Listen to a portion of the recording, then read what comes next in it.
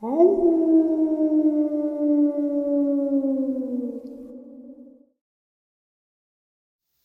greetings and salutations, everyone. I hope everyone is still doing well, and welcome to, depending on however you look at your clock, or wherever you may live, this middle of the night or early morning bonus upload.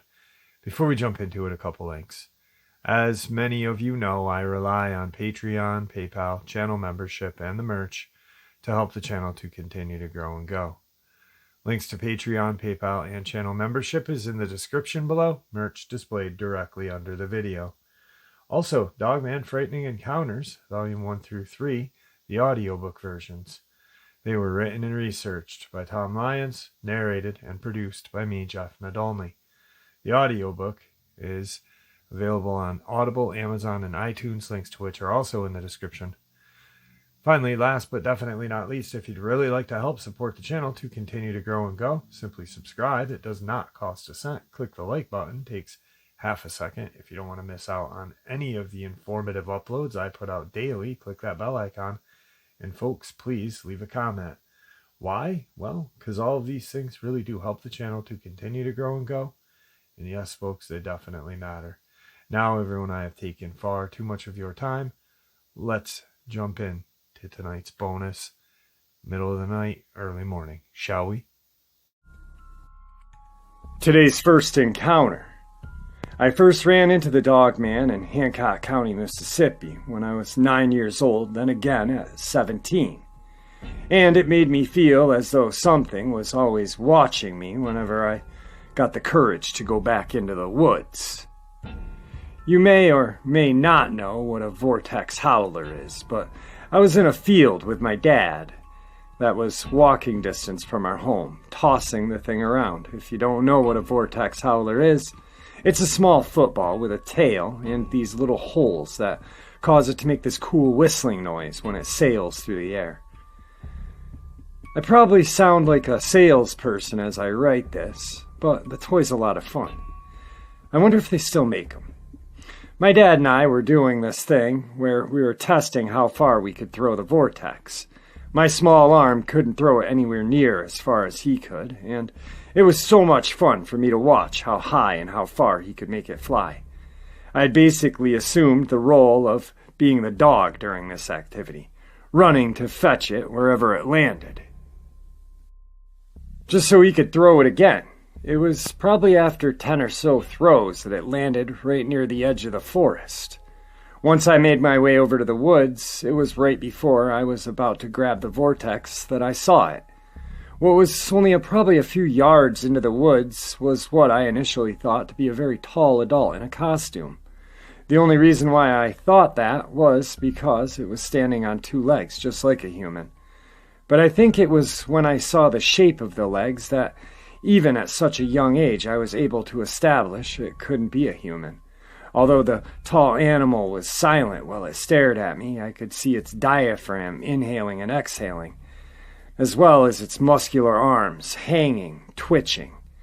The shaking of its arms is always one of the first things that pops into my mind when I think back to that encounter with the Dogman. I only got the smallest glimpse of its face since I was already terrified by the time that I looked up at it. It was standing in the shade, and all I really remember about it was that it had pointed ears and a wet snout full of sharp teeth. It truly did look something straight out of nightmares. Even though I was so young and had no experience with anything like it, my instincts told me to take slow steps backward without making any major commotion. But it was when I felt that I was a good distance away from the wood's edge that I turned and sprinted toward my dad. When I got over to him, he smiled at me and chuckled because he probably assumed that I was startled by something small, like a snake or a spider. Understandably, he didn't take me too serious when I told him what I saw. I'm a bit embarrassed to say that I stood behind my dad as I looked towards the forest. There was nothing in sight. When my dad started walking toward the area to grab the football, I remember I was holding on to his arm, desperate to prevent him from going near the Dogman. He assumed that I had either imagined what I saw or had confused some normal animal for a monster. How can I blame him? That's exactly how I would have acted if I had never before seen anything like that. Much too frightened to go any further, I decided to stay put while he made his way to the football. As he glanced into the woods, his casual body language communicated that there was nothing unusual was still standing over there. Still, as he was making his way back toward me, I was so goddamn worried that the Dogman was going to burst out of the forest and pounce on him from behind. Although that it seemed the coast was now clear, I insisted that we headed home, and my dad obliged. I remember how even in the car ride home, my body was still shaking. It felt as though my mind was so badly wanting to forget what I had seen. Nothing further came of that sighting. And as the years went on, it steadily faded towards the back of my brain. For some reason, I'm willing to bet that whistle from the Vortex Howler played a big role in attracting the Dogman to the park. Sure, it could have already been in the area, but the noise those toys make are so unique that I could see it perking the interest of any wildlife nearby. As I stated before, my second encounter with the Dogman happened when I was 17 years old and a senior in high school. We still lived in the same town and in the same house. I had my high school sweetheart, Erin, over, and we were watching a movie in the dark. I remember it was a thunderstorm because I kept anticipating the power to go out. My parents were on vacation for their anniversary, and looking back on it, they sure did put a lot of trust into their only child not to throw a huge party. There was one point when Erin got up to use the bathroom, and I heard her scream. I assumed that she had spotted a mouse. We were constantly dealing with mice infestations while I was growing up, but that was far from the case. She didn't respond when I asked her whether she saw a rodent. Instead, I got up from the sofa and walked into the hallway. She ran right into me. She was petrified. I thought I could hear her heart beating through her chest. When I grabbed onto her shoulders, I noticed she was shaking uncontrollably. She was in awe. She kept pointing down the hallway, but seemingly couldn't catch her breath, that she needed to get words out about what she had seen. Heck, I was starting to think that she had seen a ghost. I had heard strange noises while growing up in that house, and considering that we weren't the first residents to live there, it always seemed like a possibility that there could be spirits roaming around. She just kept pointing down the hallway, and finally, she said the word wolf a couple of times. Honestly, at that time, the notion seemed far stranger to me than ghosts. I can't say whether anyone had ever had trouble with wild wolves in the community, but I had certainly never heard anything about them. My only conclusion was that some large dog might have gotten loose and wandered up to the window while my girlfriend was in the bathroom. Of course, since it was storming, the atmosphere could have made a sudden sighting of any animal that much more frightening. At this point, the animal that I saw when I was a child was not at the forefront of my mind. Erin explained it to me that when she lifted the toilet seat, that lightning lit up the area, and she briefly saw Wolf looking through the small circular window on her right side. It was when she made eye contact with the animal that she had screamed. When I entered the bathroom, I approached the window, but I saw nothing. It then occurred to me that it would have had to have been a massive dog, something the size of a mastiff, perched up on two legs to be able to look through that window from the outside. I was inclined to think that Erin might have imagined whatever she thought she had seen, and that was when my childhood encounter dawned on me. I immediately started to think about how dismissive my dad was when I told him about the Dogman. Still, I found the idea of Erin seeing the Dogman around my property before I ever saw or heard any sign of it incredibly slim. I continued to brush it off, and being the eager teenager boy that I was, I wanted to move on to the subject and return to the sofa. It was maybe an hour later that our makeout session was interrupted by a sound of something scratching on one of the nearby windows. Aaron started getting scared again and repeated how the wolf was back. It was too dark to see anything outside, and when I heard the noises again, this time coming from a different window, I jumped up and flipped on the outside lights. That's when I saw it. The sight caused me to freeze up, a real trip down memory lane. About 10 feet away from the living room patio was what my mind told me to be the same exact animal that I saw when I was a 9-year-old boy. To me, it looked like one of those lichens from the Underworld movies, only the snout wasn't as elongated. Its snout was a lot like what you see on a baboon, but everything else about it looked like the combination of a man and a wolf. "Do you see it?" Aaron murmured from the sofa. "Do you see it?" The animal wasn't looking at me when I first went to the window, but it soon turned its head and we locked eyes. The way it looked at me haunts me. If it was the same animal, it was like it was intelligent enough to remember me, even after all those years. "It's out there, isn't it?" Aaron said. "I told you. What should we do?" The way she said that made it clear that she knew we weren't dealing with anything remotely close to an ordinary animal. The tone of her voice emphasized that we were dealing with a true monster. At first, I was inclined to call the police, or at least animal control. However, there was this nagging part of me that warned I could very easily be setting someone up for their unexpected demise. Just by looking at that creature, you knew it could inflict fatal damage with minimal effort. There was no question that it could dominate even the largest land predators, such as a grizzly or polar bear. Also, I think I didn't want to risk my parents getting notified that the police or authorities were there. I just wanted to keep everything as cool as possible so that they wouldn't second guess leaving me in the house alone. I had Aaron hold my hand and we walked to the garage where I quickly and quietly grabbed an aluminum baseball bat. After I brought her back over to the sofa, I stepped back over to the window where I last spotted that Dogman, and it was nowhere in sight. Aaron and I had laid on the couch for the remainder of the night, also spooked to do much of anything.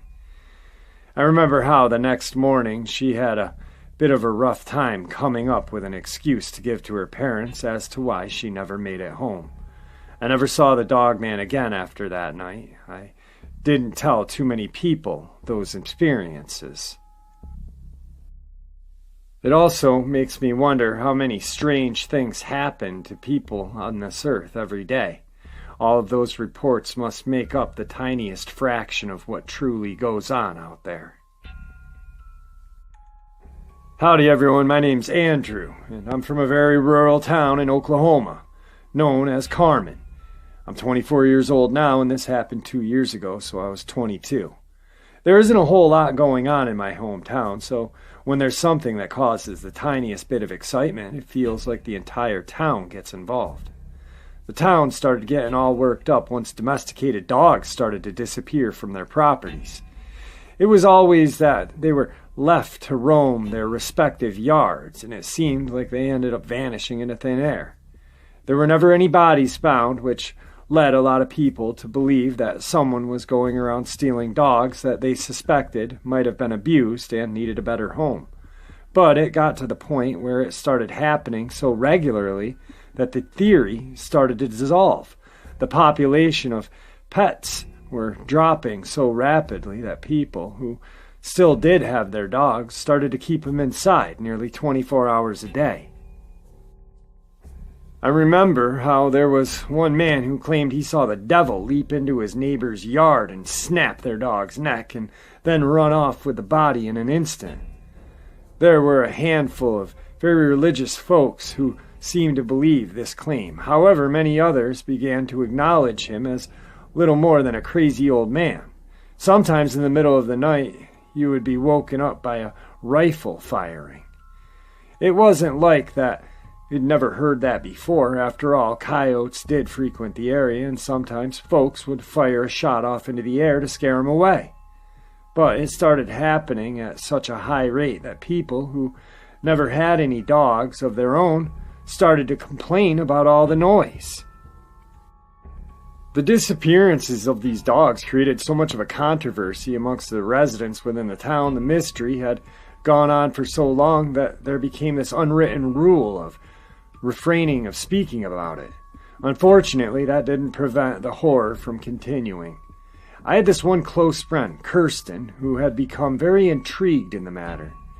She was this cool butch individual who shared many of the same interests as me while growing up. She called me over one day because she claimed to have seen the animal that she suspected to be responsible for the dog abductions. She had been trying to capture both photographs and footage of the animal, but as you might expect, it never really worked out. Kirsten invited me over to her place one night to kick it and wait for the animal to appear. I remember I wasn't all that interested for whatever reason, but she was able to persuade me with a 6-pack of beer.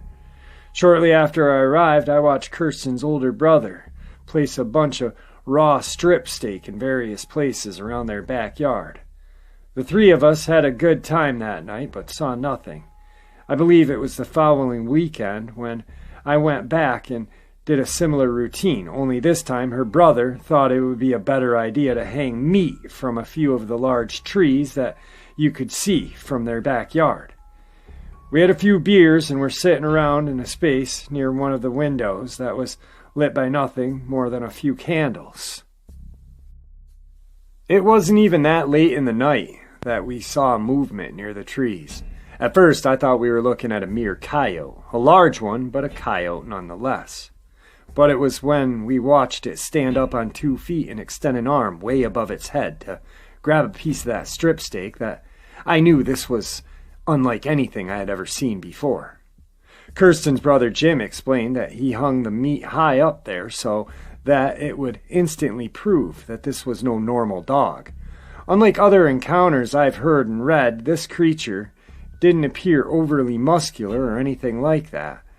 From where we were sitting, I don't think it was any larger than the average adult man.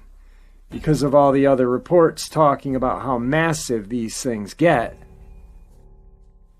I wouldn't be at all surprised if we were looking at a juvenile, in the way that almost makes it more frightening. If it was a juvenile that was capable of capturing and likely consuming that many dogs, imagine what a full-grown adult dogman was capable of. I'd never seen one of those, and I certainly hope I never do. We watched the supposed juvenile animal for a few minutes before it scampered away. Each of us was shooting footage and snapping photos with our phones. But all of it was too dark to use as proof.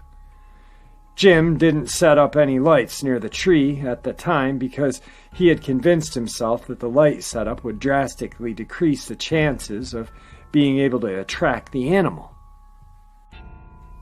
So the animal was there biting at the meat for a few minutes and sniffing around the area before it eventually wandered back off into the dark. It wasn't much longer after that people seemed to stop seeing this creature, and the remaining dogs stayed out of harm's way. I'm sure a lot of that is because people were exercising caution, keeping their dogs close and inside most of the time. Therefore, the animal might have become discouraged by the lack of available food compared to what once was there and decided to move on to a different area. I strongly believe that it was a rare type of hominid that I saw that night. But there are a few people that I knew who were very convinced that they're spirits of some kind. I think it might have been due to the notion that they had so much trouble capturing any photographic proof of the creature, even when it was in plain sight. But there is plenty of documented wildlife out there that is also very challenging to photograph, even by professionals. Sure, they're not quite as challenging, but if there are very few of these dogman roaming this earth, it's understandable why it's no easy task. And there you have it, folks, this early morning, middle of the night bonus. I hope you all enjoyed it as much as I enjoyed sharing it with you. I'd like to thank you all for supporting the channel. It is, after all, your support that continues to help the channel grow and go, and also what gives people a chance and a place to share their experiences and theories judgment-free. just simply treated with the respect that we all deserve. Thank you. Everyone stay safe, happy, healthy, and ever vigilant, keeping an eye on our children, pets, family, and friends. These creatures are real. They're out there and they are dangerous. Share this information with those you love and care about, and it may just help save their lives someday. Until next time, never stop asking questions, never stop searching for the truth, and God bless.